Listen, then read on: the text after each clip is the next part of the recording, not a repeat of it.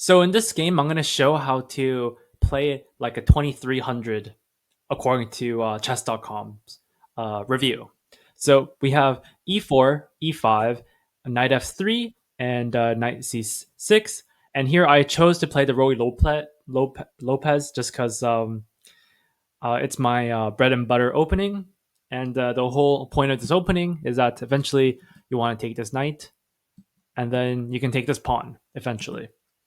So now black plays a6, which attacks my bishop, and you could just retreat the bishop here. But in this game, I chose to just take the knight.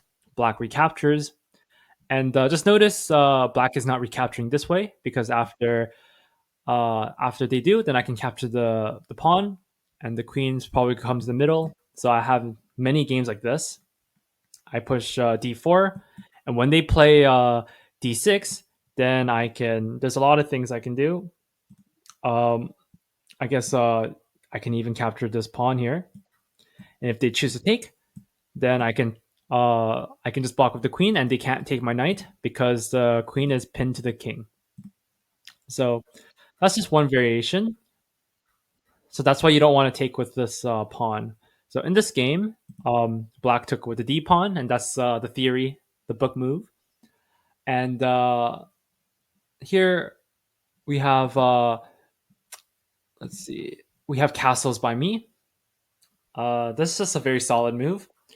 The black bishop comes to block, and here there's a lot of moves I can play. I can play d4.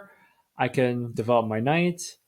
I could play h3. So I was considering my options, and I just went for h3, just because this is going to stop the bishop from coming in, and that's pretty much it. So now black plays f5.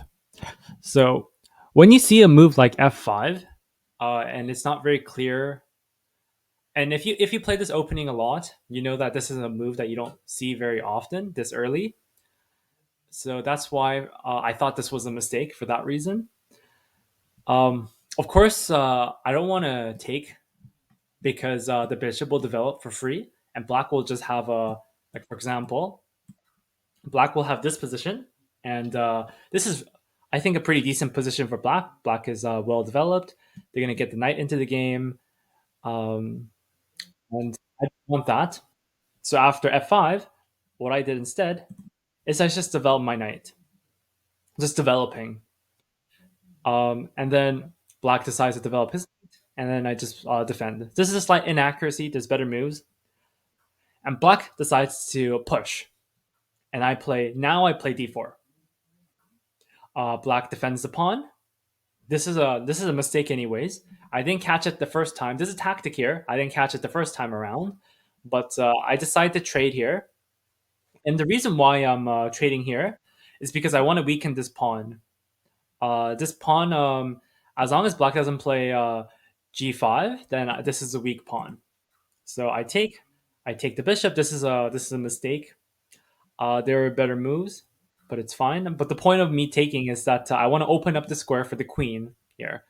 Now I have a double attack on this pawn, and if I can put the bishop here, then I'm gonna put pressure on this c7 pawn as well.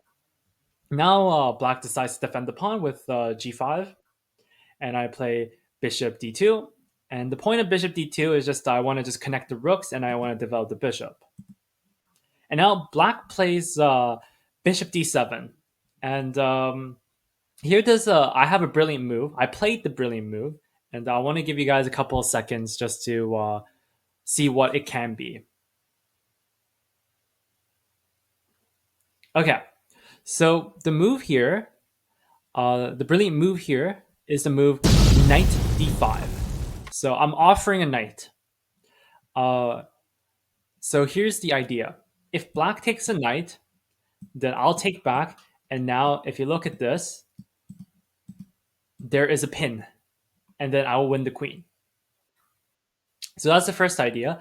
And the second idea is if black captures with the knight, then it's exactly the same. There's still a pin on the queen. So that means black can't take it.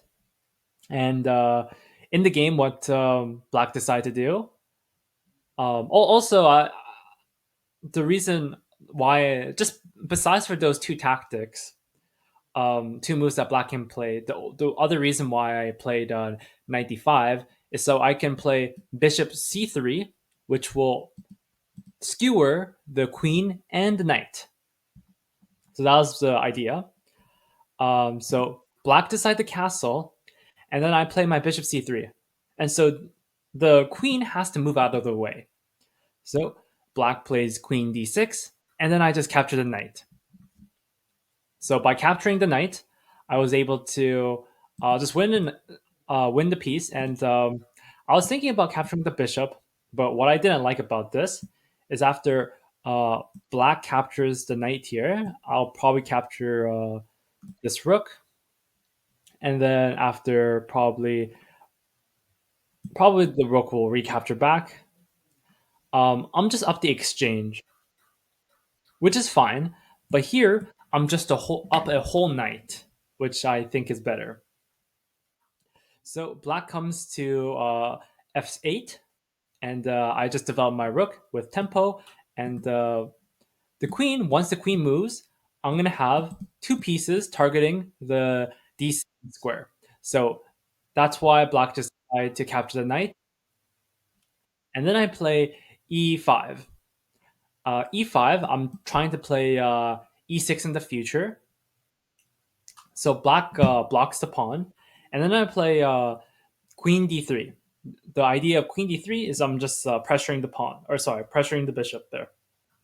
Black defends, and now since the rook went away from the defense of this pawn, now I take the pawn, and black resigns. And why would black resign here? It's because I'm threatening a really nasty tactic here. I would let's say black just plays a normal move here, then I can take this bishop with my rook. You can't capture with the king. You have to capture back with the rook, and then I have this queen g8 check. And if black blocks, then I take the rook, and I'm just up a whole queen, which is completely winning. So that's how I punish my opponent for playing a blunder. So the big mistake that black made this game was in this moment when they played bishop d7.